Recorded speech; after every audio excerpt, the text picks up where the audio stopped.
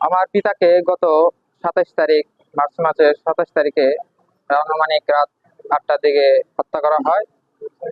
হত্যা করার কারণটা হলো, আমরা যখন ছোট ছিলাম তখন দেখতেছিলাম সবাই আমার চাচারা যার যার মতো জায়গা দখল করে নিতেছিল।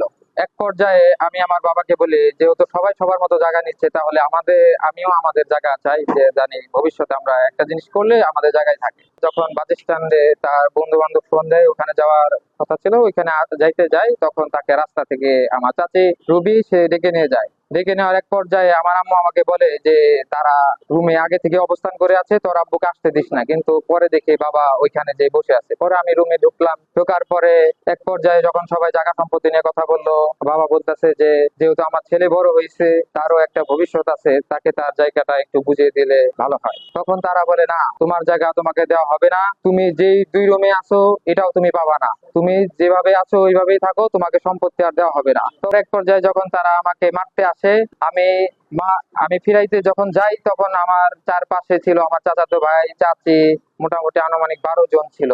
তারা আমার উপর হামলা করে। এক পর্যায়ে যখন আমার বাবা পাশে ছিল, আমার বাবা যখন আমাকে বাঁচাতে আসে, তখন আমাকে ধাক্কা দিয়ে নিচে ফেলে দেয়। আমি উঠতে উঠতে আমার বাবাকে সবাই আক্রমণ করে, লাত্তি, ঘুষি, এবং কি তার মৃত্যু নিশ্চিত করার জন্যেও আমার সামনে আমার বাবাকে, আমি নিচে পড়ে থাকতে দেখেও আমি আমার বাবাকে বাঁচাতে পারি নাই। আমি অনেক চেষ্টা করেছি, এবং কি তারা শেষ পর্যায়ে আমার গলা টিপে ধরেছে 7-8 জন।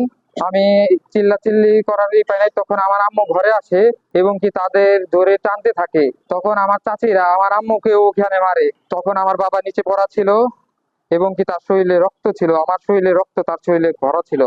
তখন আমি উঠাই তাদের কাছে, আমি বলি অন্তত আমার বাবাকে একটু লাস্ট মুহূর্তে একটু পানি খেতে দেন। তারা আমার বাবাকে পানি খেতে দেয় না, এবং কি একটু পর্যায়ে আমাকে পুলিশে দেওয়ার ভয় দেখা।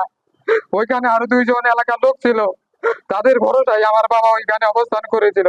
তারাও ওইখানে আমার বাবাকে লাথি মেরেছে, কিন্তু তারা প্রভাবশালী ছিল দেখে আমাকে পুলিশে দেওয়ার হুমকি দিয়েছে দেখে আমি সাহস পাই না তাদের নাম বলার। পরে আমি একটা পর্যায়ে যখন হসপিটালে নিয়ে যাই, তখনও তারা আমার পিছু পিছু আসে, এবং কি আমার বাবাকে যখন আমি পেটের মধ্যে শোয়াই, তখনও আমাকে ওইখানে মারা হয়। মারা এক পর্যায়ে যখন মৃত ঘোষণা করে, পলাতক তারপরে থেকে। তাই আমি আইন শৃঙ্খলা বাহিনীকে দ্রুত গ্রেপ্তার এবং আইনের আওতায় আনার জন্য অনুরোধ জানাচ্ছি।